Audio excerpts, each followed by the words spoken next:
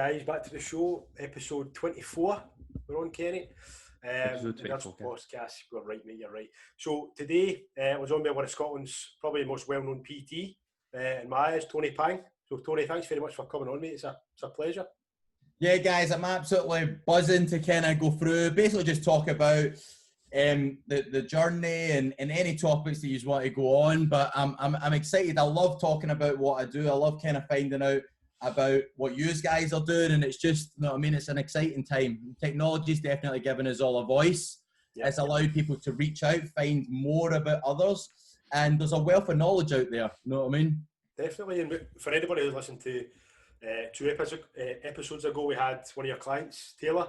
Yeah. Taylor on, so I'm sure everybody's keen to see who the famous Tony Pang was behind the curtain. Taylor literally just sent me that podcast to listen to, so I've not actually had a chance to listen to it yet, but I heard good things. Oh, brilliant. That's brilliant. Good then. That's good. So, just for anybody who maybe isn't aware, are you still PT at the moment out of Extreme Gym, is that right? Obviously it's closed.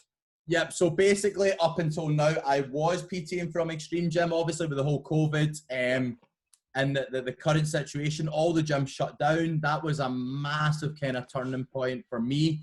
I'd always kind of modified my business every year to kind of strive to where I wanted to be. And I think for me, like, I had moved half my business onto online 4 or 5 years ago. I hadn't made the full shift because I loved working with people. I loved literally watching people change. It was just one of those experiences. I could never see myself giving it up. And then when COVID came, it was kind of taken away. It was like, you don't have the option anymore. Like, that's been taken away. And there was definitely a lot of adaptation. There was definitely a lot of time to reflect and think and be like, wow, how am I going to better serve my clients now than I ever have? Because there's so much confusion. There's so much uncertainty. There's so much of the unknown. Like, what's going to happen? Is this going to be just for the next 3 weeks? Which personally at the start, I thought this was only going to last 3 weeks. I did. I'm now looking at 4 months down the line. I'm like, holy shit, this is actually when this has went so much longer than I think anybody anticipated. And I think probably I went into the situation, like, I'm always looking at trying to find the positives and all the opportunities there. And as much as I probably lost a lot of personal training clients because they didn't have the facility to train people out of, at that point, I didn't really have any equipment. So we know what the Scottish weather's like. It's not ideal to be taking people who want to aesthetically look a certain way, where we're doing weight training, we're doing compound exercises, where you're doing machines, dumbbells, and then how do you replicate that on an outdoor scene with no equipment was definitely a bit of a challenge. I then looked at the opposite side of the coin. I said, you know what? I've got a really good online business at the moment. Is this something that I could really utilize and take that like one step further and take that to the next level? And could I had that revelation where probably the first 3 or 4 weeks of lockdown, I definitely had a bit of a slump. I'd lost some PT clients. I'd lost some online clients that they didn't have availability to the gym. They didn't have equipment. They were kind of struggling with finances and work. It was like everyone was uncertain. So I took a massive dip at the start, which gave me a lot of thinking time. So for me, I'm constantly on the go. I'm constantly busy. So I don't get much time to work on my business because I'm always in it. And this really gave me the opportunity and the chance that I never had to sit back and assess where I was now and ultimately where did I want to be. And that was a huge turning point for me. I started to analyze why my personal training business was so successful. What did the clients need? I saw that the more interaction that clients got with me, the better results they got. So now I've created an online platform and an online system where I've now took 30 hours to 40 hours of personal training, and I've now converted that and gave that back to the online guys. So they're getting about 30 to 40 hours of access to me per week, where I'm doing education series, I'm doing trainings, I'm doing Q&As, I'm doing anything that they need at that point in time. I'm teaching them how to become their own PT because I'm no longer there, how to create a lifestyle, understand the diet, understand the training, build all this for themselves. And the lockdown gave me that opportunity to do that, where I could spend 30 hours on the laptop. I could spend 30 hours talking to 60 clients and explaining, guys, what do you want to learn about today? You know what I mean? Like Yeah. what can I teach you that maybe you might be struggling with that could be holding you back? Is it a mindset thing? Is it a confidence? Is it the training? Is it the nutrition? And we built up such a wide variety of education, training, library throughout lockdown that the guys were actually coming out lockdown in better shape than they were before lockdown. Because if you imagine that you had a PT available to you twice a week, you got great results. Imagine that you had a PT available 7 days a week. 7 days a week, whenever you wanted them. You could message me. I was answering questions daily. I had live Q&As on. I had educational videos on. I had tutorials on. I had everything available every single day because I was available. Like, people's skills, their knowledge base, their actions, their implementation just went up tenfold. And I was like, wow, I'm watching guys that have dropped 2 or 3 stone in lockdown. And because I'm surrounded by such a small hub of clients, when I see so many people doing well, the confidence is going crazy. Then when I'm listening to people outside that circle where there's still a bit of doom and gloom, and there's still a lot of people like, this lockdown was a bit of a curse and I hated it, and I can't wait till the gym's open, I can't wait till things get better. And I was like, wow, being in my house and being only surrounded by my clients and being surrounded by like a small network of people, it really kind of masked that cloud that was around the world. I don't watch the news, so I literally only found out what was going on with the world when my clients tell me about it. Like, I don't watch the news or stuff like that. So when clients were like, oh, the gyms is going to be July, or the gyms is going to be August, or whatever it was, like, that really allowed me to really just focus all my efforts and time with clients rather than focusing on what was going on in the wild in the world. You know what I mean? See, when you're saying clients as well, like, you're one of the most kind of sought after coaches as well for personal trainers. So you're a mentor to a lot of personal trainers. So yeah, how you've got a thing, is it called the high performance? So I created the high performance PT coaching program, which was really specific, that I saw and listened to a lot of personal trainers being in the industry. A lot of guys were struggling. Like, a lot of guys lost their rhythm, lost their confidence. They weren't training because they didn't have the facilities. They were a bit down on the dumps because they'd lost all their clients. They didn't have an online platform. There was a lot of people that just fell out the industry. And I was like, fuck. I said, see, for me, if I knew what I knew now and I was to restart my business tomorrow, so I said, if I was to go bankrupt today and I was to recreate this Tony Pang empire all over again, how would I do it?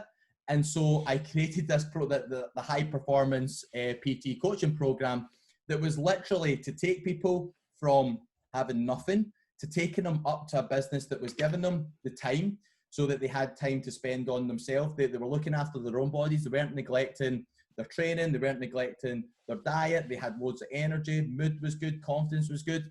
They were looking after their mindset. They were building up that confidence. We were leveling up their education. If they weren't that clued up on nutrition, let me explain that to you. If you weren't clued up about designing up a diet, let me help you upscale that. Whatever problems and challenges you've had in your business, let's unfold that and really give you a bit of clarity and direction. And then let's look at your business. Like, how is your business operating right now? Is it streamlined? Is it a bit scattered? Is it all over the place? Like, I always say to all my clients, like, what helped me a lot was thinking about what did my perfect day or what does my perfect week look like long term. And so if I can focus on, I would really love to only work like 3 days a week, and I would love to do maybe 5 to 6 hours a day, and I'd love to do all that, then I can plan what I'm doing now to build that business model around giving me that time, giving me that freedom. When was I going to train? When was I going to work? When was I going to spend time with family? And when I started allocating how that my life was going to look like, things started to happen. Like, just having a plan. I say this to people, getting yourself in shape doesn't really happen just by, oh, I eat good and I train hard. Because if it was like that, everyone would be in shape. Yeah. So I say to people, like, we get you in the best shape of your life because we have a plan. We've got a time scale, whether it's 4 months or 5 months. We know exactly what we're expecting every month. We know exactly what we're expecting every week. And we give you a plan on what to implement per day, whether it's the training, whether it's nutrition, so that you can achieve that result. And when we attack that same mentality and that same structure to your business, holy shit, where do you see your business in the next 6 months? Right, okay, what are we going to do right now to take you to that level in the next 3 months? What are we going to do to get you there in the next week, right? What do you need to do today? And when we started breaking down the model and the systems for clients, I was giving them my input on how I would do it so that they could implement it into their own systems. And before I knew it, I took a small group on, and out that small group, I basically systemized and created the program, utilized it with these coaches, and within the first week, every single one of them made their money back. Made their money back, because ultimately I was like that, guys, from the income that you could be making to the income you are making, you're overworked, you're undervalued, and you're burnt out. You're not doing your own training because you're spending time with clients. You're not able to build your business because you're in your business working with clients. And so when we could give them a bit more clarity and a bit more structure, they got back in shape. And when you speak to a lot of PTs, see when they're in shape, see when they get to train, see when they get to eat and everything's great, their A game is so much better. So their business goes from level to level. They give their clients more energy. They give their clients more of their time. You don't mind working 60 or 70 hours a week when you get a wee bit of that time back to yourself. And so I found with these guys, when we gave them a wee bit of what they wanted, their businesses exploded. Now, this all happened during lockdown. So I've utilized this with literally a small group of PTs over the last 3 months during lockdown, with the gym's still not open, and these guys are thriving. They're doing better now than what they were doing before the gym opened. And that's where that kind of gives me that sense of like proud, being a proud coach, being a proud mentor, where I knew I could do it. I believe you can stick me in any country.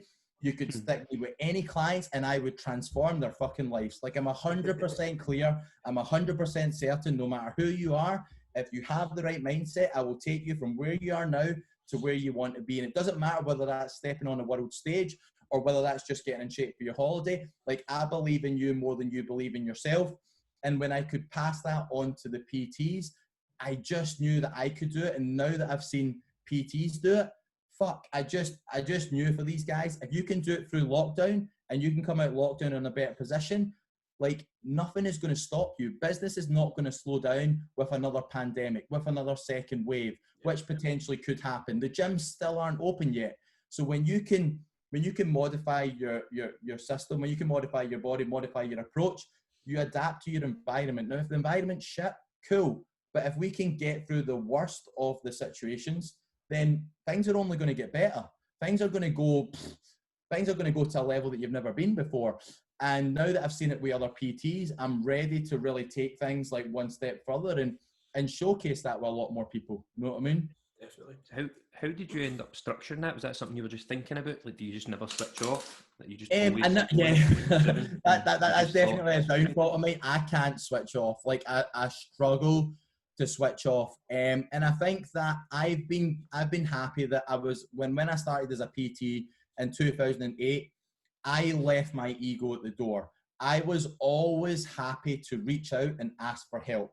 It was not about me not knowing enough. It was just about, if there's people that are better than me or at a level that I want to be at, then I'm going to reach out. And so when I first went into that gym, I had no clients. I had nothing. And I reached out to another PT who was the busiest PT in that gym. And I said, look, I'm new to this all. Like, I see that you're the busiest guy in here.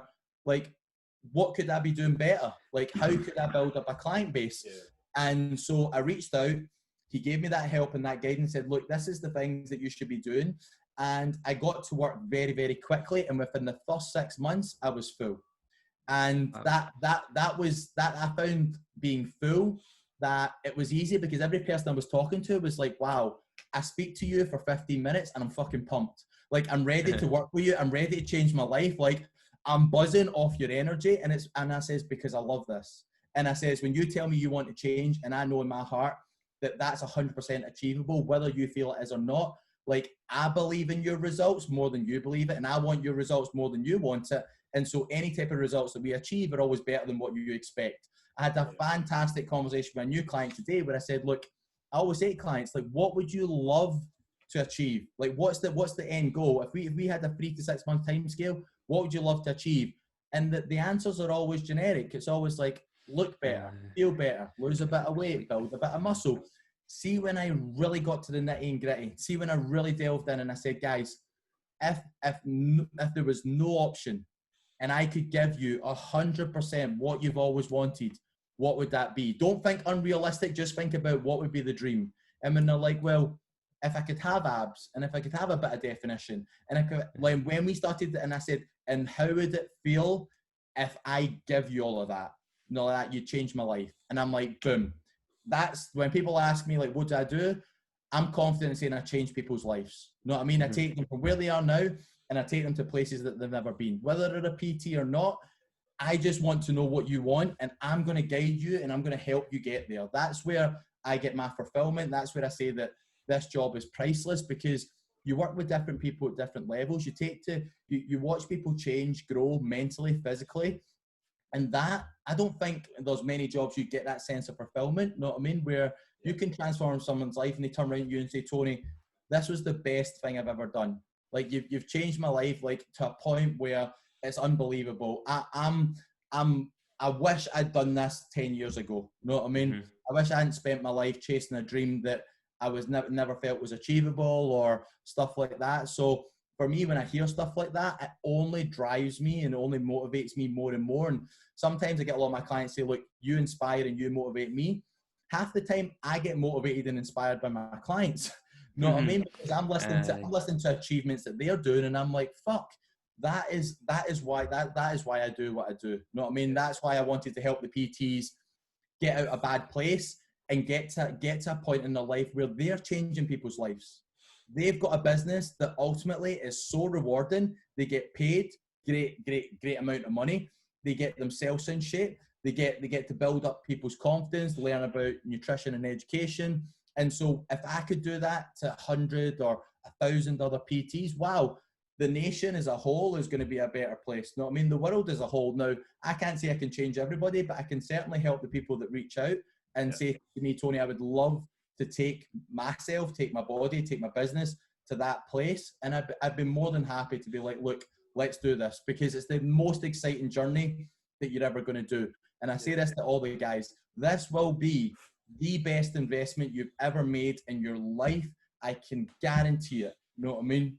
Yeah, well, it's good. And you need people as well to have, they need to be kind of bought into it as well in order to give it a good go. Do you know what I mean? Because if you had somebody who was half-arsing it, they're not going to buy into it and they're not going to try as hard. You sound, obviously, you're always checking up on them. You've got weekly check-ins, you've got everything. So they know that they are going to be made accountable for what they, do you know what I mean? So they've got an extra push to try and reach their goals, definitely.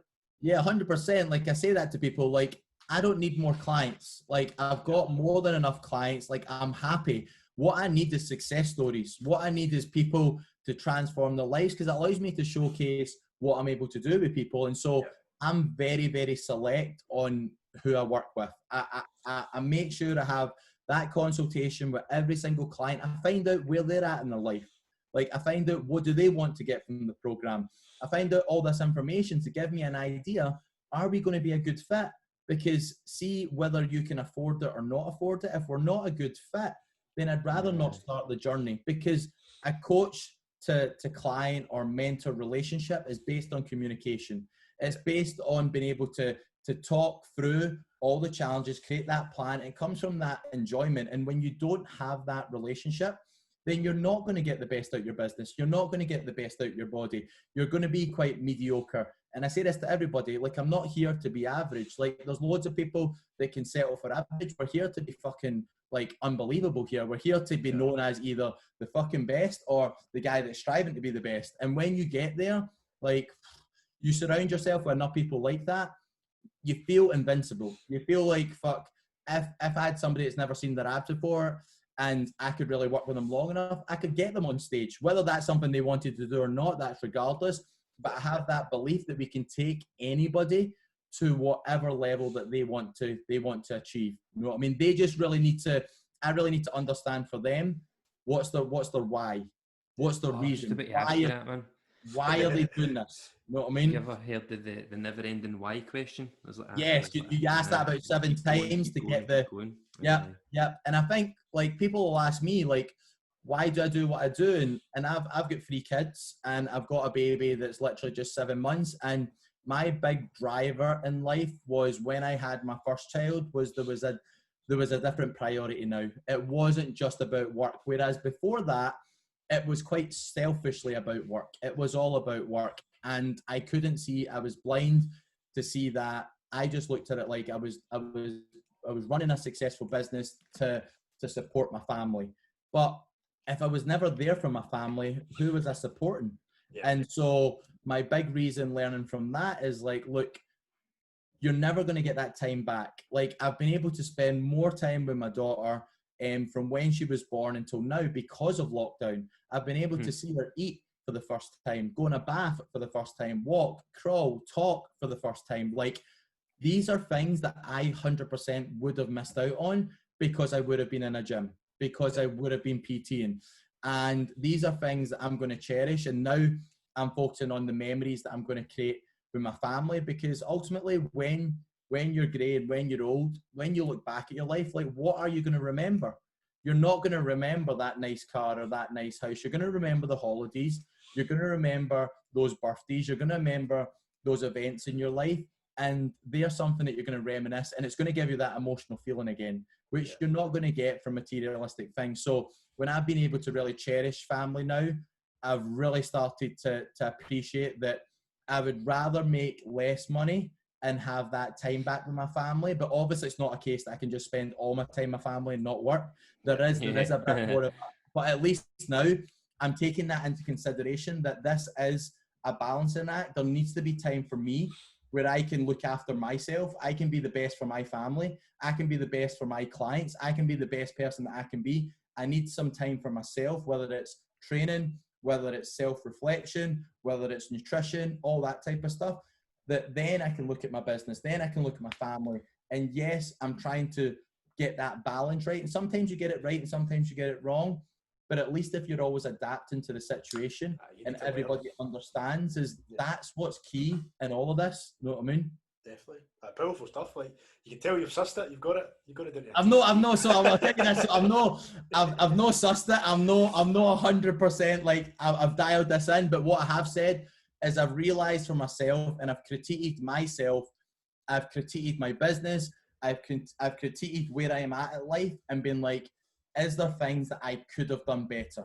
It's a hard question to ask, but I guarantee there's a lot of things in people's lives they could have done better. You know what I mean? And for me, I could have always been there more for the family. So it's been something that I focused on to incorporate more into my day, more into my life, that there is a point when I'm working, I'm switched on.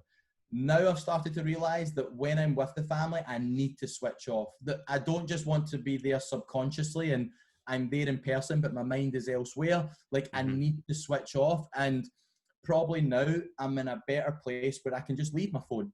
Yeah. And I don't need to check my phone. I don't need to check my notifications and all that type of stuff, where I'm getting better now at sticking to a regime, sticking to a plan and trying to make it fit around the family. You know what I mean? Where I would rather now get up at 5 or 6 in the morning to start my day, because if it allows me to spend a couple hours with the family at night, but then I need to get up a wee bit earlier before they get up, cool. I'll do that because it's important. It's important that I still get time to spend time with the family. I get time to build my business and not just spend time in my business, but I've also got time for my clients as well. And so at least now, just like building an amazing body, if you've got a plan and you can see it out, it's easier to manipulate the factors in your life to say, look, that hour, that's going to be for my clients, right? That hour, that's going to be for family, right? That hour, that's going to be for my training, whatever it is. And sticking to the plan. And I think that if everyone's on board, and my missus is more than compromising with, look, if you need to work and you need to do loads of hours for 4 days a week, like, as long as the 3 days that I get, that we make that quality time, that we spend that time as a family, making memories and doing things that ultimately make everybody happier. And I always say this, for me especially, and I guess a lot of the other PTs will relate, when you've got your partner or your wife, when they're happy, you're happy. Oh, 100%. You can definitely spend. You can spend so much more energy on your business. You can spend so much more energy on yourself. But when the wife's not happy or when the partner's not happy, it's mentally, subconsciously like draining. It holds you back from really getting to where you want to be. And I think that when you are a PT and when you are burnt out, you're so focused on doing the right thing for your clients that you're not doing the right thing for yourself. You're focused on doing the right things for your business, that sometimes you're not focused on looking after the family. And I guess that's where I fell into that trap, and that's why I created the high performance PT coaching program, was ultimately to allow PTs not to fall into that trap, because I've been a PT now, 14 years, and I was in that trap a lot of the time. I was definitely, and it's only maybe the last, I would say, 4 or 5 years where I've really started to dial things in to get my life to a place that I really wanted to be, rather than just going through the motions. You know what I mean? Definitely. Well, one thing Kenny and I are always quite keen to ask, especially when we have like an athlete or somebody who's very successful, what they do. First of all, where was it you grew up? Whereabouts? So I grew up in East Kilbride.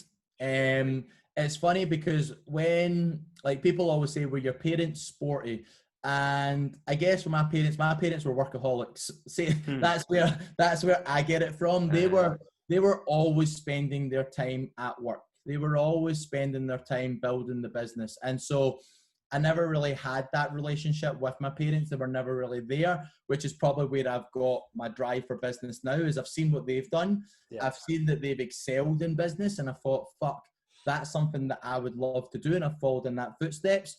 But I guess that I've kind of missed out that family relationship time where it's like, you can't just focus on one aspect in your life and not focus on the rest. And so for me, my parents weren't really that sporty. They were always kind of working. And so I kind of, from school, I get into playing football just because everyone's playing football. I then started to get more into, well, all the sports. I done PE. It was like, I love athletics, so I joined the athletics club. Yeah. I love badminton, so I joined the badminton club. I love rugby. I played rugby. I done football. I done gymnastics. I done swimming. Like, you name it. I was doing like 10 different sports at one time. All the sports.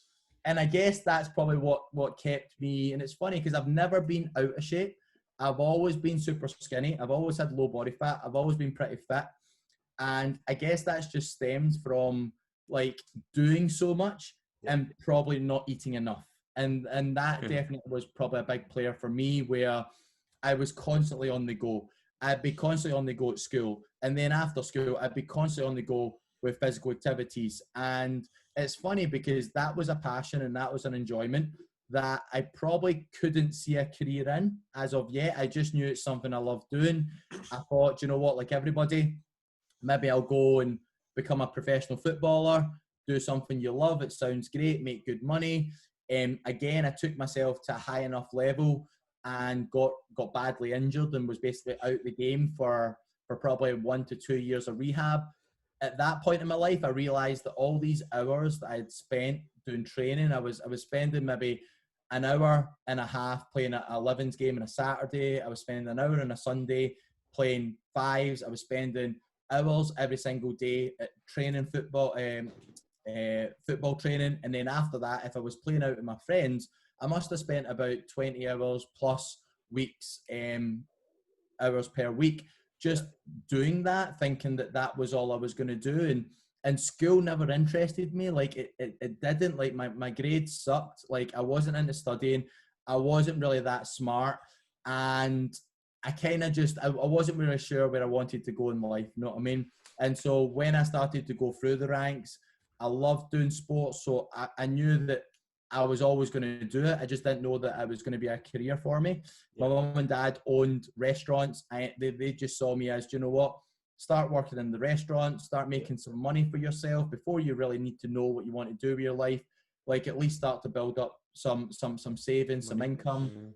And I went from washing dishes to working behind the bar to going to college and actually studying to become a chef to then becoming a manager of a restaurant. And then when it got to the point, my parents are like, look, we're going to retire. Like, do you want to take over? And I was like, I don't know, because this is all I've ever known. Like, I've not known anything different. And it was probably a hard question to kind of ask myself, because I was at a stage in my life where I didn't really know what I wanted to do. Like, I loved when you then? Must have been about, I would say, between 22, 23. Wow, man.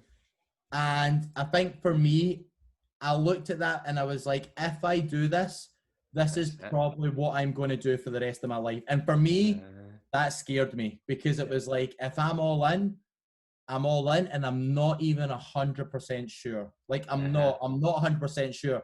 Did I know that I would have an income for life? Most likely, yes. It was always going to make probably good money. Was it something that I loved doing? I didn't not like it, but it wasn't a passion. So it was like, well, loads of people do a job that they don't love, that they make good money. Was I going to be one? I had to ask myself a lot of questions, and quite frankly, I wasn't sure. Like, I wasn't, and I'd spoke to my mum, and she said, Tony, I feel like I never really wanted you to get involved in the restaurant industry. Like, it's long hours, it's unsociable hours. Like, you're working all the weekend, you're doing crazy days and crazy hours, and there's more to life out there than just work.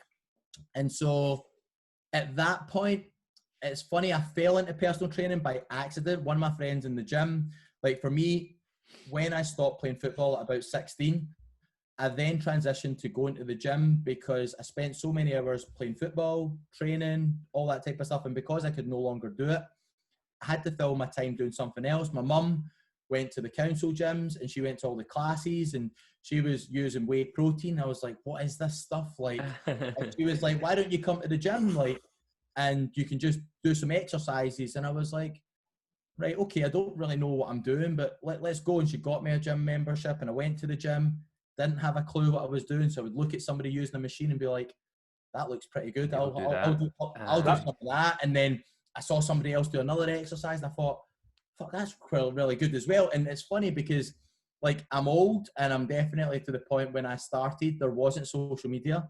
The internet wasn't even a big thing. Like, I couldn't just be like, yeah, I'll jump on the internet and I'll YouTube and I'll Google and I'll find all this information for myself. There was nothing. Where I ended up, the more I got into training, where I got my information was the magazines. You know what I mean? And we know what the magazines are like build 20 pounds of muscle in 4 weeks taking this supplement. I was like, holy shit, that's me. And I'm watching these guys in the cover, and I'm like, fuck, if I take that fucking protein, I'm going to look like him. I'm going to go to the gym every day, train for hours, take protein, and I'm just going to turn into a crazy monster. And that never really, it never really happened, but it got me into it. And then I remember, like, the more I started to read the magazines, as much as there was a lot of fluff in there was some knowledgeable stuff that I took on board. Maybe how to train. I was looking at guys that were in great shape. How did they train? How did they eat? I didn't really understand why they were doing it, but I knew that if that's what they done, then I could do that. I could have chicken and rice. I could have tuna and potato. Like, I could do all. I could have brown pasta. And I started doing that, and I didn't know why I was doing it, and I just done it. And so I was naturally I got in better shape. And then when I started in the training, like, everyone was like, Tony, like, you're always ripped. You're always lean. Like, you just never get out of shape. And I couldn't explain to them why it was happening. I just said, look, I eat clean. I eat what these guys eat, and I train hard, which I laugh now, because when I ask clients about what they do, and they say, I eat clean and I train hard, I'm like, that's not going to be this. It's a normal thing for everybody to say. Yeah, I always eat clean. Yeah, that's not really, so that's not really going to work. And I was the same. I didn't have a day off. I loved it. I couldn't see myself doing anything different. And I guess when one of my training partners said to me, Tony, see that protein shake we use, that PhD stuff, like, I was on their website, and they're looking for, like, a cover model, and I was like, no, I'm not into that. Like, what? Why would I want to do that? And they're like, you just need to, like, tell them what you're eating and tell them what you're training and send them some pictures. And I was like, look, Stuart, I'm not into all that. Like, I like training because it de-stresses me. I love it. It's fun. Like, it gets me that time away from the restaurant. Like, I just love it. And he's like, well, just think about it, because you're in good shape. And I'm like, no, I'll just leave it. So I left a couple of weeks, and then he was like, did you do it? And I was like, look, do you know what? Let me do it. So I wrote down my diet. I wrote down how I trained. I sent them through some pictures. They got back to me, and they were like, we love your stuff. We've shortlisted you. And I was like, oh, wow. What the fuck does that mean? Is that good? Does that, like, well, let's see what happens. And so they said, look, out the full UK, we've now shortlisted you to the last 30. And I was like, well, that sounds pretty good. So I was like, right, okay. So what? And my training partner's like, look, that's good. What we need to do is we need to like train more. So I was like, fuck, I better start waking up early and training before work and start getting in more shape. And I just laugh back at the time because I laugh at what I was doing and what I was eating, and I'm just like, you just didn't have a clue. You really didn't know what you were doing. And then I got another message a couple of weeks later, and they said, look, we've shortlisted you to the last 8. Like, we want you to come down. We're going to do a photo shoot. And then from there, we'll decide who's going to be our next cover model. And I was like, Stuart, they've told me they want to do a photo shoot. Like, I don't even know what a photo shoot is, but I probably know that I probably need to get in better shape. And he's like, let's do this. So I just overtraining so bad. I was doing hours, 3-4 hours a day. I thought to myself, well, if I eat carbs makes you fat. So I better stop eating carbs, and fat makes you fat. So I better stop eating fat. So I better just eat like protein, loads of protein. Like, the more protein, the better. If I can have 10 shakes a day and tuna and chicken and vegetables, that's what I'm going to do. And it's got to be clean. And so I ate like that. And to be honest, I look back at the pictures and I was definitely lean, but I was probably lean to the point that if you starve anybody, they're going to lean. No, I mean, I call that the starvation diet, that if you starve anybody, you're going to get lean. So we done that, and then it kind of went through, and we were driving, and I said, they sent me the email, they sent me the address and said, look, we want you to come down, come get a photo shoot. And I said, brilliant. So I got my cousin who'd just become a personal trainer, and I said, look, Chris, I'm doing this photo shoot. Like, I don't really know what to do. Like, what are they going to ask me to do? And I was like, look, can you come down with me and tell me what to do? And like, I think I'll need to pump up, so I don't really know what to do. So just tell me whatever I should do, and I'll do it. And I remember then stop drinking water, because I knew water makes you look watery. So I was like, right, I better stop drinking water. And I'm driving down there, and he's like, right, I want you to start like pumping up and training. And it's funny because I had a sat nav that was, it was ancient, it was not updated, and the roads that it used were so old that what happened is the route that we took, it was to get down to Hull. It was supposed to take us like 6 hours, and I ended up getting there in 4 because of this old sat nav took me a different route. And so instead of being there the time that they told me, I was there 2 hours early. So I turned up at the gym and I said, hi, I'm looking to speak to Jason and Mark. I'm here for the photo shoot. And he's like, all right, we weren't expecting anybody yet, but I'll go say to them. So Mark and Jason come down. They're like, how you doing, Tony? They're like, you're 2 hours early. And I'm like, oh, it's a long story. I said, I had a dodgy sat nav, and it got me here dead early. And they were like, well, no one else is here. So what to do is come upstairs to the office, and we'll kind of just have a chat. And so they just had a chat with me for about an hour. Like, why did I train? What was I doing? How did I eat? And it's funny because I honestly, like, truly think in my heart that was the conversation that probably won me the sponsorship.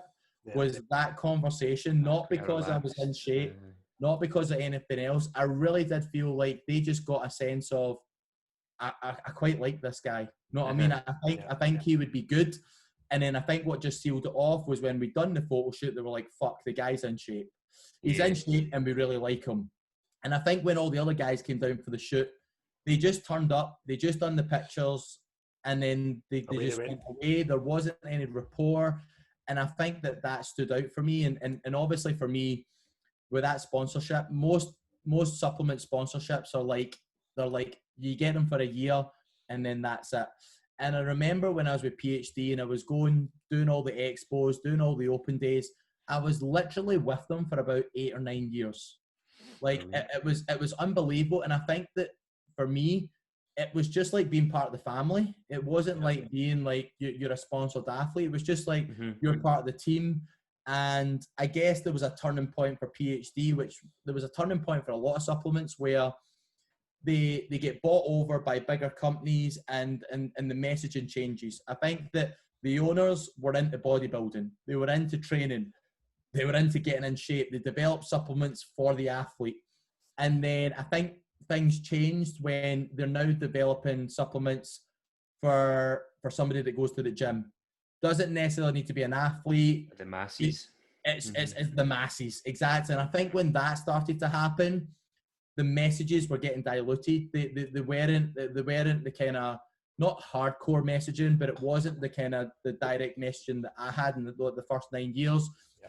Things started to change. It was more about hitting the masses and that type of stuff. So I guess from there, like, I was going through a period where I had 4 or 5 different sponsorship deals, whether that was with meal prep companies, it was with prep bag companies, it was with clothing companies, it was with fitness equipment companies, it was with fitness model agencies. It was just, at one point I had so much going on, and I was just like, I didn't know where to kind of start with it, and I just was kind of going along the motion. Yeah.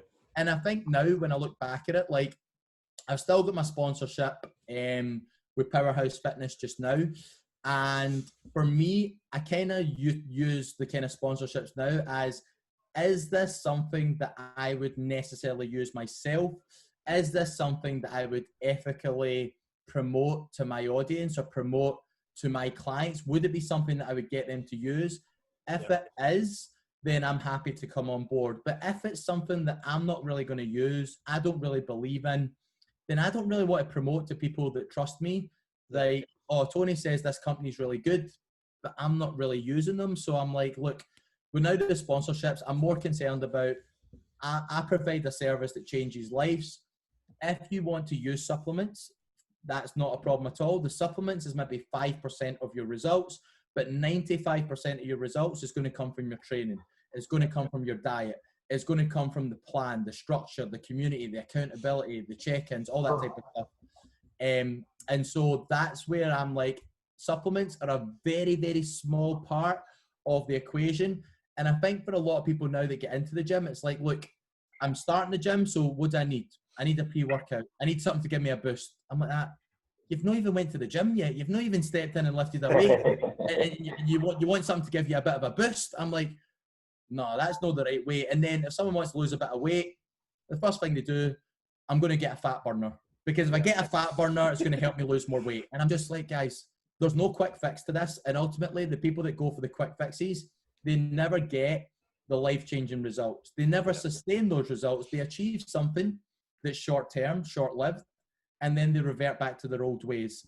They don't have the knowledge and the understanding how to build a diet, how to build a training plan, understanding how to manipulate it, why it's working. And that's probably where I evolved my services now. It's like, look, I'm going to get you in the best shape of your life. That's 100% certain. As long as you want this, I'm all in. What I'm also going to do is getting you in shape is only half the battle.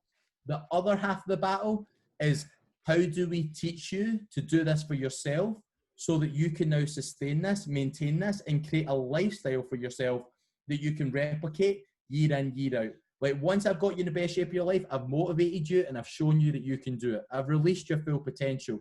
When I see you a year later, you should still be there. You should still be striving to be better, to be bigger, to be fitter, to be leaner, to be healthier, whatever it is.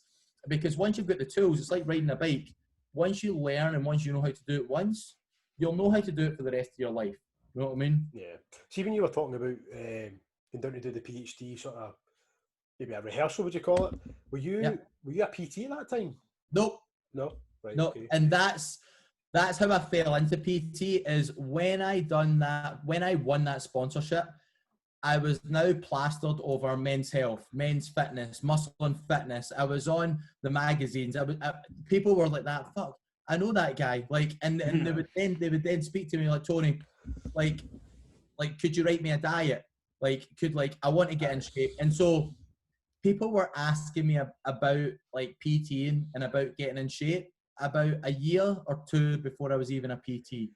And so when I became a PT, I got clients very quickly based on I was in shape. Yeah. You know what I mean? That it was like, you're in shape, you must know what you're talking about. Like, I want to work with you.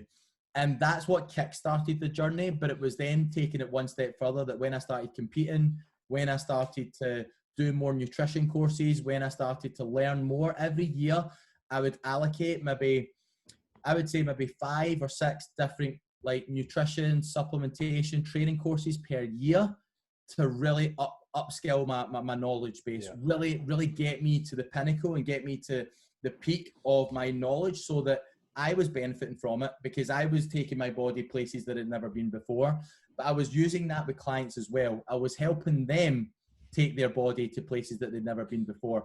And so that's how I kind of fell into PT, was that people would ask me how to help them before I was even a PT. I worked in the restaurants, and they would always say to me, Tony, on this menu, like, what should I be eating? Like I want to lose a bit of, like, what's the healthiest thing on this on the meal? And I laugh because if I was still in the restaurant, like, I probably would have been able to like create some sort of like meal prep plan for clients that when you're eating out, like, these are the things that you would be, these are the things you would look forward to, because this is the kind of advice I'd give to my clients now when they have social events, birthdays, anniversaries, holiday. Like, how should they plan their nutrition? Because these things in life, they're always going to come up. So at least if you have a bit of knowledge and a bit where you can make intelligent decisions, is you shouldn't be scared to eat out. You shouldn't be scared to go on holiday. You shouldn't be scared to undo all your results because you relax a little. And so that's when I think now, looking back, that really getting people to understand this stuff to a higher level is that they're not going to be demotivated. They're not going to lack that understanding, and they're really going to strive and get excited about the journey rather than anxious or stressed out or frustrated or demotivated, which a lot of people go through that burnout. I listen to a lot of clients that say, I'm doing everything right. Like, I'm doing my cardio, I'm eating I'm following a diet, and I'm smashing my weights, and I'm doing that, and I'm giving so much effort, but I'm just not seeing the return. And so when they see clients that I'm working with who get results in a quarter of the time, and not just results, but fuck me, life-changing results, they're like, how did he do it? And it was like, well, really, everything should be planned. You should understand the calories that you're eating. You should understand where those calories come from, how much protein, carbs, fats, how much fiber. What does that look like in a meal plan? Like, how much chicken, how much rice, how much vegetables? If I wanted to change chicken to steak, how would I do it? If I wanted to change rice for potatoes, how would I do it? And so I guess now is just teach people all the ins and outs. They can become their own PT. They can get themselves in the best shape of their life, and they can live the life they've always wanted. And I guess that's been something that I've just found a massive passion now, is teaching people how to do it and do it for themselves. And especially now transitioning that onto PTs, like, guys, use change people's lives, but you need to value yourself in order to give more value to others. You know what I mean? You need to walk the walk. If you tell clients how to get in shape, are you in shape? If you tell clients like how to stick to a diet, do you stick to a diet? Like, are you training regularly? Like, you can't tell people to do something that you've never done before, because how can you empathize with their journey? How can you relate to their circumstances? You can't. And so I say to guys, look, guys, you need to walk the walk. And when I became a PT, like I said, I got a lot of clients just by being in shape. Yeah. So a lot of PTs, just by being in shape, are going to attract people that aspire to that shape, to that physique. They say, look, I'm looking at Gary. Gary looks fucking amazing. I want to work with Gary. I want to look like that. You know what I mean? And it doesn't take any more knowledge. You might not know what you're talking about, but it makes it easy. It makes it easy when you actually walk the walk, where you preach to others what you actually do yourself. And I feel like I've done that for so long now, where people say, Tony, if you go on your Instagram, we watch you eating out a Tupperware. We watch you eating chicken and rice. We watch you eat the same foods over and over. And literally, you've done that for years. And when they look at my physique and say, I very rarely ever see you out of shape. And I say, because everything I do is a lifestyle. It's not a diet. It's a lifestyle. I train consistently. Why? Because I love training. Not necessarily because there's an end result, but because you love training, it makes it easy to do. Yeah. Because when you're training, you strive to be better. You push yourself. And it's the same with nutrition. If it's just a way of life, and I love eating like that, why would my body fluctuate? Why would I get in shape, out of shape, or indifferent if I'm consistent with everything I'm doing? Yeah. You know what I mean? That's where I feel like a lot of people can miss out. They can be all in, or they're not. They're either 100% or they're not. There is a grey area, and that might vary from person to person. And I certainly wouldn't say that I'm 100% perfect, but I would pretty much say I'm about 80% perfect all the time, year in, year out. And so when it comes to a holiday, I'm not stressing out or thinking I need to diet to feel comfortable to go on holiday. When another PT is coming on board, like, I'm not scared to showcase, like, look, if we were to train together, like, you would really need to outwork me, because I have that competitive edge where whatever client, like, I need to have walked that walk. If I'm going to tell people, look, you want great legs, you need to squat, like, I've squatted 200, 240, 240 kilo. Like, I've done that. I've lifted that. When I've looked at deadlifts and people say, look, I've deadlifted 280 kilo. So I'm not only living the life I'm telling them to do, I'm also doing it at a very elite and high level, so that guys that are striving to come on board, that fuck, have you seen what Tony does? His fucking training's crazy. The weights he's lifting's crazy, because I live it. Yeah. And I want to be better. And so you should never have a client that's better than you, because who's trying to teach who? Like, I'm trying to teach people to get to a level that I'm at, because I'm at a different level. You know what I mean? With the training, with business, with everything that's going on. And so I want to help people along that journey to get there, because yes, it's hard, but could you accelerate your own progress just by reaching out and asking for help? 100%. I've done it. I've reached out to literally 7 or 8 different coaches along my full long-term career. Why? Because they knew more than me. They had more experience, they had more knowledge, and I could learn from people that are where I want to be. You know what I mean? And I still believe that to this day. Oh, definitely, 100%. And that's what we were speaking to Taylor about, wasn't it? Kenny was saying, I hate when PTs, their ego's too big and they think they know everything. Just, you need to learn. It's a process, you know what I mean? See, when you were talking about being on holiday and not worrying, I remember you were on a cruise. Oh, you've probably seen all the pictures. Because I followed, I think it was on your Instagram, you were posting, see the amount of food you can tuck away, by the way. It's impressive. But you were training as well when you were there, weren't you? So yeah, and I say that to everybody, like, I diet hard and I train hard, and when I go on holiday, like, it's not a diet. If I want to have, like, Danish pastries and cookies and ice cream, like, I do, but I'm still having, like, chicken, I'm still having fish, I'm still having steak, I'm still having rice, all that type of stuff. Like, I still eat the things I should. I just eat probably too much of that, but I'm okay with that. I'm okay with eating too much, because you're on holiday and you're allowed to relax. But at the same time, people say, well, when you go on holiday, do you train? And I says, well, I'll give you my perspective. For me, I train because I love training.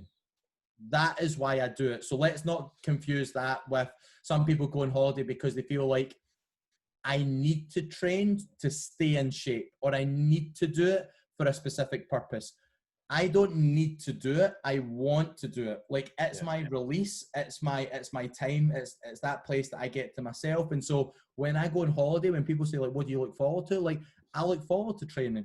You know what I mean? I look forward to going in the morning and spend a wee hour with the weights, and it gives me some mental and emotional release. I feel good about myself. Like, it gives me everything, as well as it keeps me in shape. You know what I mean? But 9 out of 10 times I do it because I love it. That's the reason. And so when people go on holiday, I say, look, if you don't love training and you go on holiday, take a week off. Yeah. Like, don't train. Don't try find a gym. Don't be like, I'm scunnered doing these weights and I'm getting tired of doing them and I'm getting sick of doing them. If you get sick of doing them, take a week off. Like, for me, don't do cardio on holiday if you don't want to do cardio. Like, just ensure that, are you going for nice walks? Are you getting plenty of sleep? Are you drinking plenty of water? And when you're eating, yes, if it's a bit off the scale, fine. But is it every single day? Or is it just certain times? Like I say to people, like, you could have what you wanted for breakfast, lunch, and dinner. But then breakfast, lunch, and dinner doesn't just mean let's eat as much crap as possible. Let's see what I can fit into my stomach. You know what I mean? It's all about just getting that kind of, being a wee bit smart with your decisions. So I'll always overeat protein. When it comes to desserts, I tend to overeat in that stuff. I overindulge. My biggest probably thing is that I don't drink. I don't drink a lot. I definitely went through that period in my life when I was younger, 17, probably all the way up to maybe 23, all the way when I worked in the restaurant. is I would party and I would drink, and I would be out on a Thursday night, Friday night, Saturday night, Sunday night, Tuesday night, and it was because I had nothing else to do. I was working all day, and it was like, do you want to go out for a drink? That's the culture. It's the culture when you work in that sort of industry, isn't it? So it was a culture, and so that, and then when I realised that I kind of love training, and I realised how detrimental the alcohol was to me and my results, and for me, like, I can have a drink, but for me, I would have a drink because there was a specific reason. Whether what was it at somebody's wedding, was it an anniversary, was it? It won't just be, oh, it's Saturday night, what, have a drink? I'm like, what's special about a Saturday night? I says, there's 52 Saturdays in the year, like, and so you don't need to celebrate every single Saturday. Like, what? Like, what's so special about the Saturday? And then it's like, well, I've been working all week. I said, so have I. You know what I mean? But I don't need a drink to relax. I don't need a drink to de-stress. For me, that's what I get from my training. It de-stresses me, it relaxes me. But that's not to say that if I wanted a drink, I could have a drink. I don't now binge drink to the point that it's like, if I'm drinking, and I'm drinking to get absolutely smashed and I'm legless and I don't understand what I'm doing. But I can have a social drink and be all right with that. I just don't really have it that regular. And you're maybe talking 3 times a year, if anything, you know what I mean? So not a lot. And it's not that I don't enjoy it. It's just that, look, I kind of need to do it for a reason, you know what I mean? And I don't need it. I think that's the biggest thing. Like, a lot of people say, well, when my pals go out, like, I need to drink. So I don't need to drink, you know what I mean? That's probably the biggest differential. And I think when you've got kids and you've got a different, you're a wee bit in a different journey in your family life, is that you probably don't party as much and you probably don't drink as much and stuff like that. So I'm just at a different stage in my life where I'm all in with business. I'm finding that balance with family, and I still get that time to myself, but I'm just trying to get myself in a really good place where all these things will be more self-regulated, where it's not as much of a stress or effort to make it happen. Like, I want to be making sure that when my daughter starts school, like, I can be the one to take her there. I want to be the dad that when she finishes, I'm not working past 3 o'clock, so I can pick her up to school. I can spend time with her at night and do all these family things, but at the same time, I can still run a business. I've still got between 9 and 3 o'clock to run a successful business. You know what I mean? And as long as I can have the systems and the plan in place now, I can build all that up. You know what I mean? Like, she's only 6-7 months at the moment. I could have everything running at 100% capacity within the next 2 years before she even starts school. So I guess that's where I always say to people, like, you have a time scale. Like, when do you want to achieve when you want to achieve? So for me, if I know I've got a time scale, say 5 years, to ultimately live my best life and be where I've always wanted to be, and potentially I don't ever feel like I'm going to retire, but it would be nice in 5 years that if I said, look, do you know what, it's like the kids are away for the summer holidays, we've got 6 weeks, I'm going to take 6 weeks off, like, boom, no work, I'm going to let it run its course, and I'm just going to spend time with the family, and I'm just going to enjoy it. And running my business now and helping the PTs do what they do, this is all allowing me to help them build up systems that give them that life. Like, their life doesn't need to look like mine, but whatever they want their life to look like, is I'm helping these guys get there. You know what I mean? And not just going through burnout where I'm doing 60 hours a week, I'm 1-to-1, I'm in the gym all the time. Like, I feel like I could be charging more. Like, I know more than other PTs, but they charge more than me. Like, they're lacking a bit of confidence, and just trying to get them to a level that, look, the wee rut that you're in, trust me, I've been there, and I've been there for too many years, that you'll be in that rut for at least 10 years before you ever get yourself out.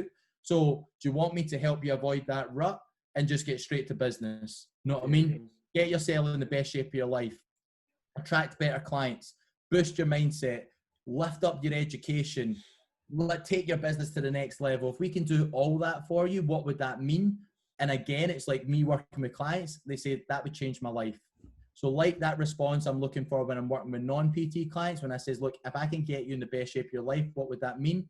If say, Tony, it'd be priceless, like that would literally change my life. Then I've got that now, and I've done that for so long. When I'm now helping those PTs, literally talk to me like, Tony, I can't believe within a week, like the position I'm in now in my business, like I'm making more money, like training, I've got more energy and more time to do my own training, like I'm not skipping meals, like all that type of stuff. They're so much happier. they're so much more enthusiastic, and literally the calls we get with PTs, like I'm buzzing coming off the call. Like I'm like, guys, I'm so happy for yous that yous are doing what I would have done 10 years ago. It just took me a long time to get there. To realise it. Yeah. To realise it. One thing, me and Kenny were talking about it, and Taylor as well. Would you say you kind of pride yourself in your technique? Because your technique's very, very sharp. Like, especially your squats. I'll mention your squats, right? You get the lowest squats in the West. Probably East, North, South as well. Probably. How much time did you dedicate to making sure you got a proper technique? Because a lot of guys and girls, you know, a lot of time would maybe just pile the weights on and think, I need to lift heavy, I need to do this. I think for me, the good thing for me is potentially when I trained between, what was it, 3 o'clock and 4 o'clock, right? That particularly for most gyms is a very, very quiet period. Most gyms aren't busy until later on at night. So I was never really surrounded by a lot of people that maybe intimidated me or made me feel like I need to lift more to try catch up with the crowd. And so I was focused on, right, when I'm reading the magazines, I remember reading Arnold's, he had this kind of article on, and he always talked about, to get the best results, I always strive for full range of motion. Get the muscle to work under full range of motion. And I remember then thinking, do you know what? Every exercise I'm going to do, I'm not going to sacrifice technique. I'm going to focus on doing the full range of motion with the most weight that I can without sacrificing that. And I stuck to my guns. And so when there was people around me that were lifting more than me, I had tunnel vision. It was like, look, I'm sticking to this. And over time, a 10 kilo dumbbell moved up to 15, and a 15 kilo dumbbell went up to 20. And that went all the way up to the point now that it's like, fuck, I saw you lifting 70 kilo dumbbells and you lifted it up yourself. Like, how come you don't use a spotter? And I'm like, because for me, if I can't even lift the first rep, then obviously it's too heavy. So that's an ego thing, that if someone needs to lift it for you, you've not even done a rep yet. So you need somebody to lift it up so that you can start getting them out. It's too heavy, you know what I mean? And so I use that with everything. Even when I squat, I never have a spotter. Even when I was squatting 240, I don't have a spotter. What I do is I look at the weight. I practice with just an empty bar, and I say, how low can I go with no weight? Now, if I can go that low with no weight, I should technically be able to do that range of motion with any weight. And so I would focus on adding more weight. And the funny thing is guys go up too quick. So I'd be like, look, I'm increasing my weights by 1.25 kilo, which is absolutely nothing. But if you do that every year for 15 or 17 years, fuck's sake, there's going to be a progress where when I started squatting, I was squatting with 40 kilo, 10 a side. And I was doing maybe 3 or 4 sets of 10 or 12. Now, when you look at it, it's like, Tony, if I was doing 180 kilo, I could do that for 20 reps, which people are like, Tony, that's the fucking craziest shit I've ever seen. But at the same time, it's like, if I want to go really heavy, I can go all the way up to 230 or 240 for one, just to showcase that maximum strength. You know what I mean? But what I realize for me now is I'm not a power lifter. It's not for me about the amount of weight I can lift. It's about how hard I can train with a particular weight, rep, and set. And so if I'm aiming for reps of 6, how heavy can I go in that rep range? If I'm doing reps of 15, how heavy can I go in that rep range? And it's not a case that it always needs to be focused on the heaviest you can go for one rep, because remember that muscle fibers are built up of type 1 and type 2. Type 1 muscle fibers will develop and grow when you lift more weight. Type 2 muscle fibers will grow and develop when you do more volume, so more reps and stuff like that. So you should be working in a full rep scheme. You should be able to do 1 rep maxis. You should be able to do 6 rep maxis, 8, 10, 12, 15, 20, 25. You should be able to work the full spectrum, because it's going to give your muscle the best chance in terms of stimulation or growth by getting bigger by doing more weights, by getting bigger by doing more reps, by doing more sets. Plus, I like to periodize my training, that when you go heavy for too long, your joints get very sore. So doing it at a lower volume approach where you're focusing on lighter weights and more reps, it gives your joints a bit of a rest, and it gives the muscle a bit more of a metabolic stimulus. It gives it more of a lactic acid response. And so at least when we're utilizing different training plans for different goals, and they're all structured to get a different end result. Like I plan everybody's training in a 12-month cycle where we look at phase 1, the focus is fat loss. Phase 2, the focus is building muscle. Phase 3, the focus is strength and performance. In the fat loss program, the diet and the training are married together to get you a fat loss result. It's all catered towards what do we need to do and how are we going to achieve the best possible results to lose body fat. Then phase 2, the training and the diet are focused on how do we maximize building more muscle. And when they finish that phase, they've got phase 3, which is I want to get really strong. I want to elevate my strength and performance. How do I take the training and the diet to specifically focus on that goal? Because when you specifically focus on one end product, you get 10 times the result. But most people, they want bigger. They want to be stronger. They want to be leaner. They want to be fitter. They want it all. And then they want it all yesterday. So they don't give themselves time. Plus they give themselves an impossible task. You know what I mean? So they lead themselves to failure, and there must be a secret. You know what I mean? There must be a secret to how everyone else is doing it. When sometimes the biggest secret, time. Like I didn't look like this when I was fucking 18. Like I needed time. The difference is if you've got time on your side and you're doing everything right, you're probably going to get a far better result than having time in yourself and doing everything wrong. You know what I mean? Patience is a hard thing to come by these days. Everybody wants it way before they actually want it, or they ask for it. I think we've built into an environment now where we want clothes, it's next day delivery. I ordered something at 11 o'clock last night. I get it at 8 o'clock the next morning. I'm like, fuck me. Like, I've not even... How is that possible? Like, I couldn't even wake up and go to the shops to look at that clothing, and you've already got it to my doorstep. And obviously it's the same with your food. You can order food, you can get it delivered. Everything happens so quick. If you want to know something, Google. Boom. Information overload. So when it comes to results, people are like, cool, I want to get abs, I want to get in the best shape of my life, I want to put on 10 pounds of muscle. It should be like that. And then when they realize that it's not like that, it's like, how no? Like, how does everyone else do it? And I explain this to my clients. See if, like, I was injured for 6 weeks there. See if I got out of shape and I said, guys, I'm going to do the best fucking 6-week diet that I've ever done in my life and get myself in the best shape of my life. I did not get in the best shape of my life doing a 6-week diet. I got the best shape of my life by training for 17 years. I spent 6 weeks getting out of shape because I couldn't train and my diet wasn't on point. So if I decide to dial things in and turn it up, obviously I go from out of shape to in shape in 6 weeks. That is false advertising. That's fucking marketing. That's selling people the false dream. That's all I ever see in social media. Get my 6-week plan. Get my 8-week plan. I'm like that. Guys, are you here? Like, what are you here for? Because if you want me to sell you shite, then it's no happening. Like, I'm going to tell you how it is. I'm going to tell you straight. This is realistically what is achievable, what's possible in this specific time frame. This is what I've been able to see with clients. This is not something that's going to happen overnight. It's not going to happen in the next 4 or 6 weeks. It's going to take time. And especially the better the results, the more time that you need. I never got Taylor to step on a world stage doing a 4-week fucking diet. You know what I mean? we spent almost 2 years building a physique, getting her body fat extremely low, building muscle on her frame, so she could step on stage with the best athletes in the world.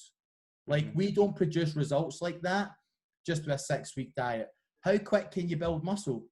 Not very quickly. How quick can you lose fat? You can lose it a wee bit quicker than building muscle, but again, you can't lose 50 pounds of fat in 4 weeks. You can lose 50 pounds of scale weight potentially. Is that just fat? Probably not. There's a lot of water, there's a lot of fat, and there's a lot of muscle. You know what I mean? Oh, go on. Alexa, can I get a 6-pack, please? Alexa will say that's possible. Right, okay. He's even scrolling through Instagram the other day. There's like take these. It's like a wee video, and it's like keto pills. Take these keto Oh. pills because this is in 6 weeks. You are going to look beach body ready like that. Yeah, it's ridiculous, man. It's an absolute. It's a shame. But all these people have been found out now. Like, or the models are going, "Oh, this is what I looked like 3 seconds before I took this picture and that picture," which is quite cool to see that.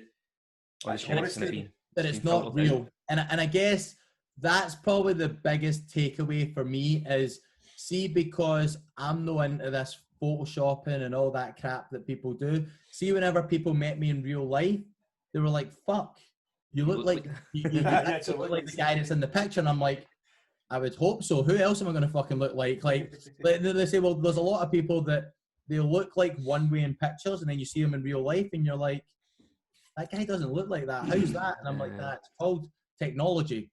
You can Photoshop a lot of pictures to make a person look in shape all year round when they're not. You know what I mean? It's not realistic.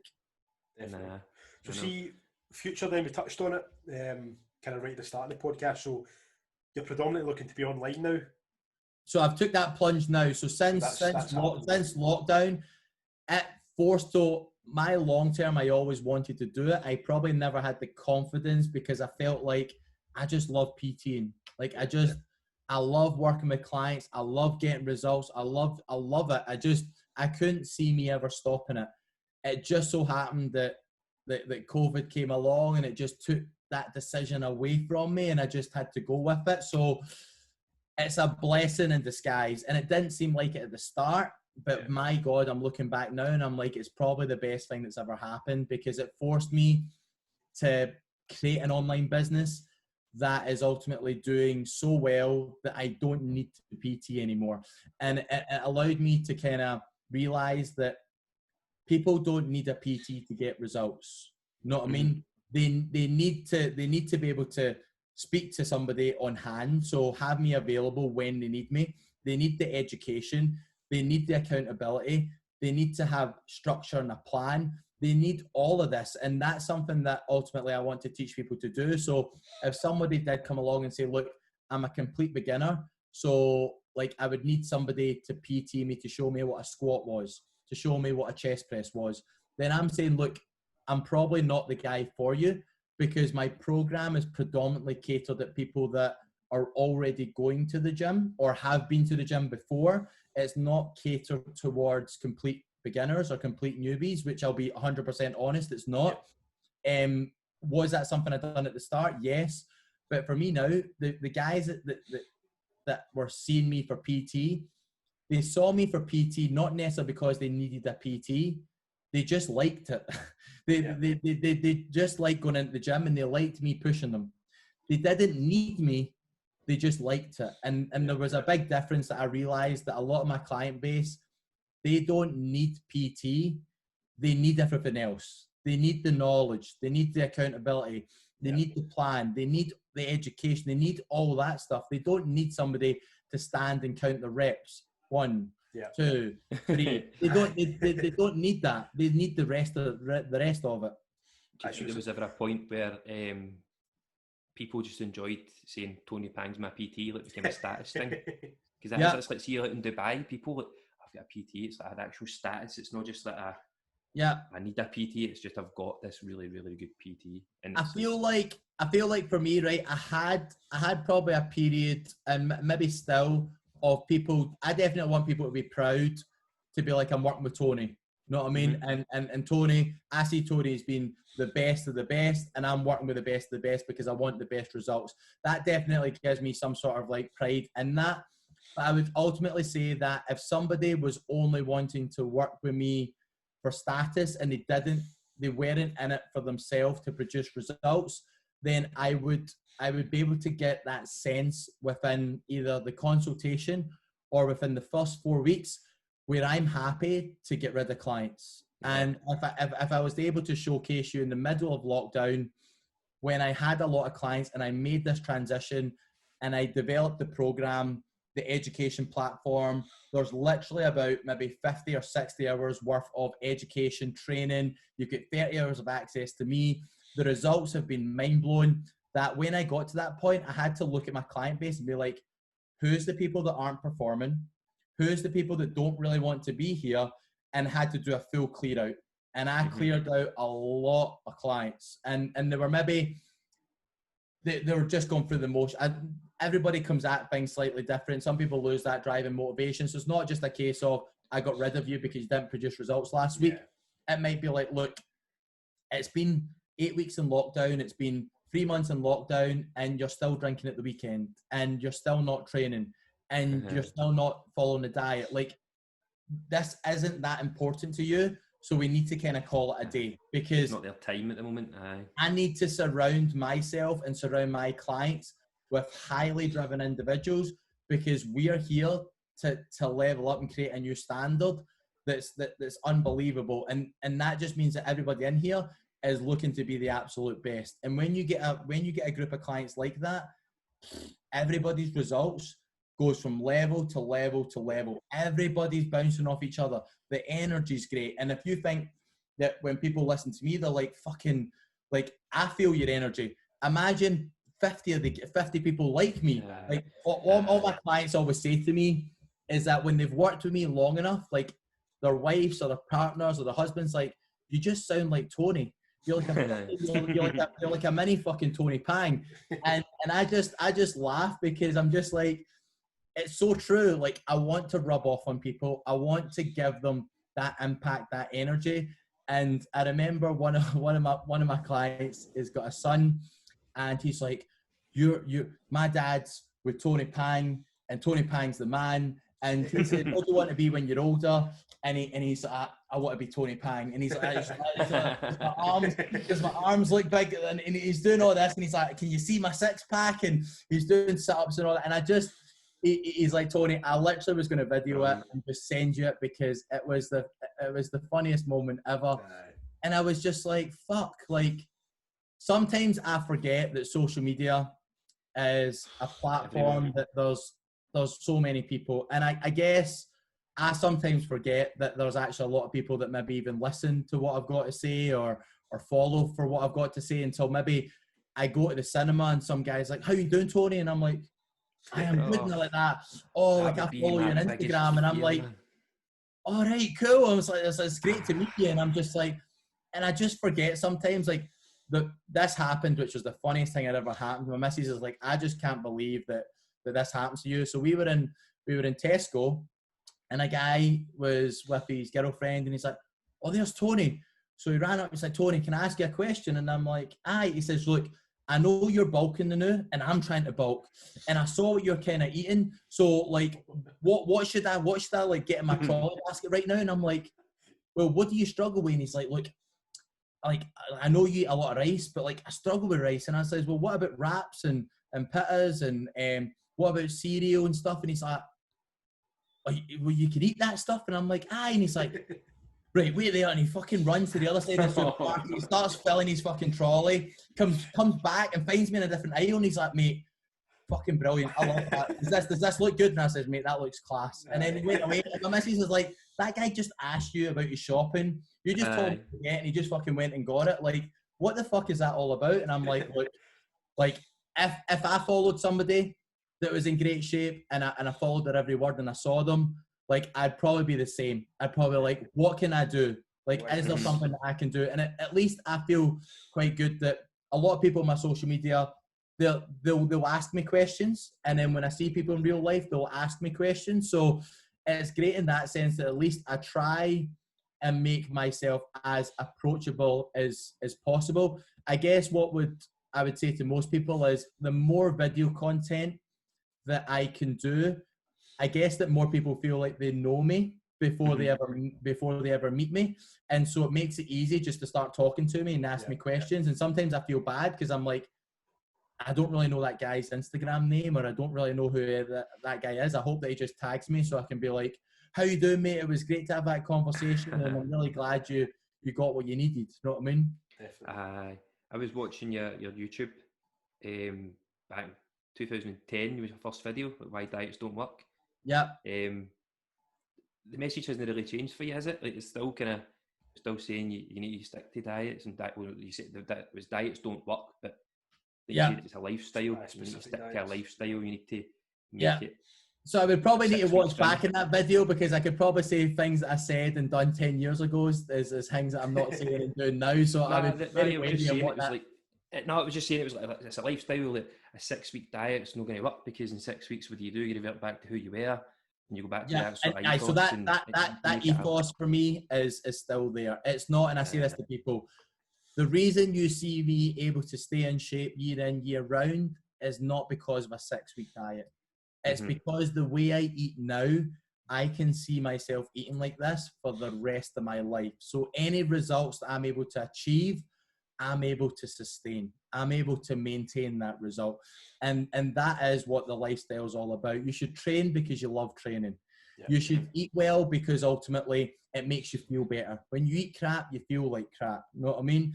If you're not confident in how you're looking, that affects your mood, that affects your mindset.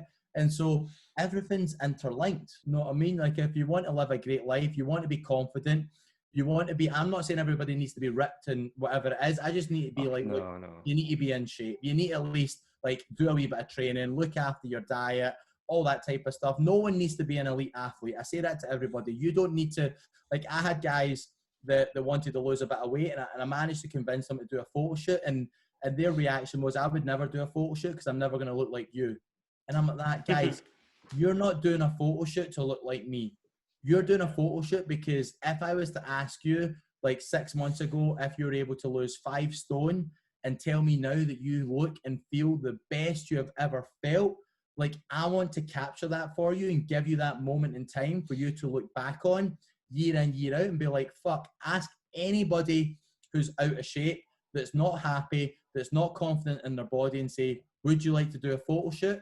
The answer 100% of the time is going to be no way. No way am I step. I don't even want to step in front of the mirror, never mind step in front of a fucking camera. That's the last thing I want to do. So when I can take clients to that level that they're willing to do that, that's life-changing stuff, you know what I mean? I don't want to go near a camera or even man. That's why we video from here upwards. Here down. I've just ripped it with COVID, man. I think I've turned lucky if it's a handful of times, man. Yeah. But so just this back in it, ebbs and flows.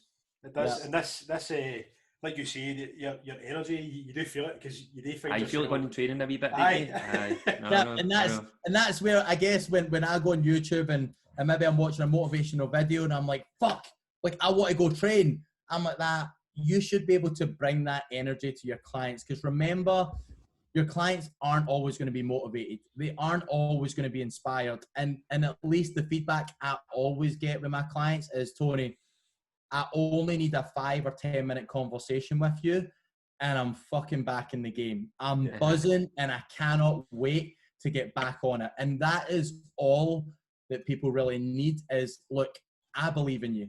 You know what I mean? I believe in you to fucking get the best results you've ever achieved in your life. Like, you can do this. And sometimes somebody else believing in you, it lifts your belief in yourself. You know what I mean? Definitely. And if I can have a wee 5 or 10 minute conversation with a client that has a wobble and get them back on track, which I deal with all the time. Like, I deal with all my client stresses plus my own. And I always, when I get that wee feedback from them saying, Tony, I appreciated that call, or I appreciated that bit of feedback you gave me. It's really changed my mood. It's lifted where I'm at right now. I'm ready to get back on track and smash it. That's all people need. So if I can make myself available to give that every single day, people aren't going to go 7 days without seeing results. They're not going to go 14 days without seeing results, because I always say to people, reach out when you need help. Don't feel like I don't want to pester you. I don't want to kind of be a nuisance. I'm like, look, use me for the help that I'm going to give you to allow you to take things to the next level. You know what I mean? Yeah. I'm here to support you, guide you, motivate you, inspire you, because I want you to do fucking amazing. Yeah. There was do you listen to any Eric Thomas, David Goggins, Tony Robbins, any of these sort of people? So when I was prepping for shows and I was in a bad place and I'm like, I don't know if I've got the energy to get up this morning and do cardio. I don't know whether I've got the energy to go train. I'm in a really bad place. I don't feel good. I'm tired. I'm hungry. I would go to that motivational videos. and I would just listen to people's stories, listen to their journey. And if it would always be the first thing that I would listen to, and my God, it set me up for the rest of the day. Like it really solidified within me that whatever you hear or see or do and kind of that first part of the day definitely sets you up for the rest of the day. You could have a really bad start and it just offsets the rest of the day. You have a bad day and it snowballs on. And I think that that's the exact same, that when you get that positive vibe as soon as you get up, is that massively sets you up for the rest of the day. You know what I mean? 100%. Tony, there's one question that we want to ask you. We ask everybody that's came on the podcast. We always end up half the time we forget, but so basically, I know you're not a big drinker, right? So this doesn't have to be an alcoholic drink. So if you could have one drink and one drink only, what would you have and who would it be with? Okay, so it's kind of not an ideal situation for me not being a big drinker. I guess the two drinks, or the drinks that I only really drink, is like a vodka, soda and lime, or a gin and tonic, or gin and slimline tonic. I guess that's the health that's the best option of the bad bunch. If I was to go for like what would be the drink that potentially I actually quite like and enjoy, would be probably like a fruit flavored cider. Right, really? Like a Copperberg or something like that. Copperberg or a mixed something along those lines. That it's a hot day, it's nice. You can get a pint glass that's chilled with ice and just sit there and just really take in everything that the world has to offer. Yeah.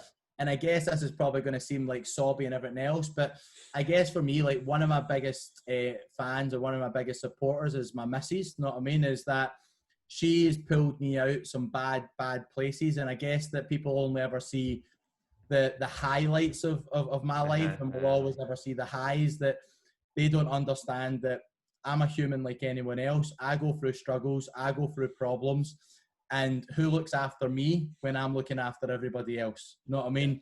And I guess my missus is that person for me, that when I'm in a bad place, she can pick me out of that.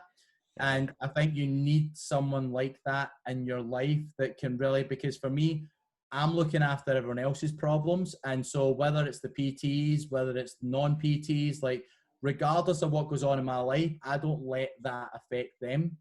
But ultimately, there's at times that I'm exhausted, where I'm like, fuck, I am exhausted. I'm tired. I've dealt with a lot of problems and I've not got a lot of like life to give myself. And my missus is always there to kind of pick me up and kind of just reassure me that, look, this is just part of it. You go through this all the time.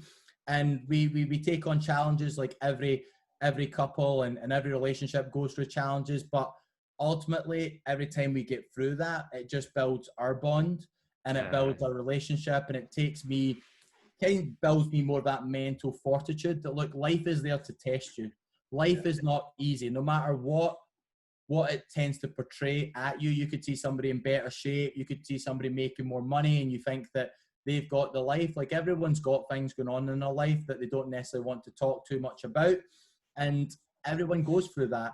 And life is always going to be ups and downs. And if you've got the right people in your life, is you've got to have that foundation that's going to see you through all these challenges, and it's going to allow you to perform at your best all the time. So obviously for me, like sitting down with my missus and being somewhere nice and having a drink would probably be my kind of ideal situation. Soppy situation. Soppy. Nothing soppy about it. It's just honest. It's just honest. But that's what you want, man. Definitely. But Tony, I appreciate you coming on, mate. It's been brilliant. Amazing. Hopefully we'll have you on again at some point if you've got.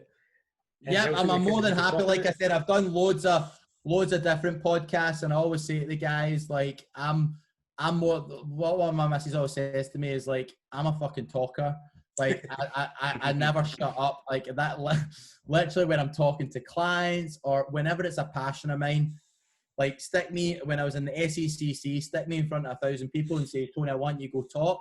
I'm like, boom, let's do this. People, and if I was to talk to myself when I was back at school, I couldn't do it. I couldn't talk to a classroom of 30 people because I'm like fucking shitting myself. Like, I can't do this, but put me in front of 1,000 people and talk about getting them in shape, building a business, improving their life. Fuck, give me a crowd of fucking 10,000 people. Like, I am going to be like fucking off the Richter. I'm just going to bring that passion, bring that fire, bring that energy. And so talking to you guys or talking to anybody that wants to take their time out to give me that opportunity is just like that for me is I'll always be open to help everyone else out, because we're all in this together. You know what I mean? It shines through, and especially when somebody's got a passion about speaking about something, you can just feed off it, you just feel it. You can feel it. You can always tell as well when it's genuine. Do you know what I mean? Because there's no having to think about what you're trying to say and you're trying to portray something. It's just all flows. So, and I think that's where video content works well. Is people can see genuine people, and I feel like people buy into people, not necessarily services, not necessarily what somebody does. I think a lot of the time people buy into people. You just get people that you like, you resonate with, and you want to work with, and that just comes down to your personality, your character. And a lot of the PTs and a lot of people I speak to say, I don't know how you talk in camera. Like I hate looking at myself. I hate like talking to camera, and I'm like that. Why? Like why don't you like it? I says, for me, it might have been a daunting experience maybe 5 years ago, but once you do it all the time, it's no different. Second nature, aye. It says, as a PT, your job is to talk to people, to find out where they're at and to find out whether you can help them. So social media gives you a platform that you can do that on a wider scale. You're not doing anything different. You're instead of doing it to one person, you're doing it to 20,000 people, and some people will definitely attract towards you and some people won't, but you're not trying to fit, you're not trying to please everyone. You want to work with people that you resonate with. You want to work with people that you like, that you get on with, and everybody is so different. So I say to clients, I say, and to PTs, is don't try to please everyone, because you can't. You're fighting a battle. You're fighting a battle that you can't win. Be the best that you can be. Provide the absolute best service for your clients, and you'll attract more of the people that you want to work with. Definitely. Well, you've definitely, anybody who's listening, you've definitely inspired them. I can already tell, and including us. Definitely, as I say, you get a wee spark. Wee buzz. You do. That's a good way of putting it. No, I appreciate you taking your time out again. Before you go, Tony, what is it you're using? Just tonypang.co.uk now?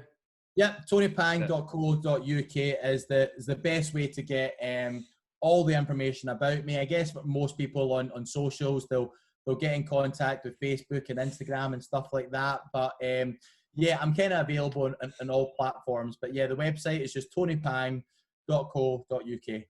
Simple, man. Super Good stuff. Brilliant. Right, well, happy. All good. Perfect. Lovely. Brilliant, Tony. That smile, how a handsome smile Tony's got, man. He's practiced that, hasn't he? At the end of the day, you got to smile at life, know what I mean? Got to smile, you're right. Right, take care, guys. Right, guys, thank you. All the best. Right, guys, thanks very much again, okay? Cheerio. Bye-bye. Speak to you soon.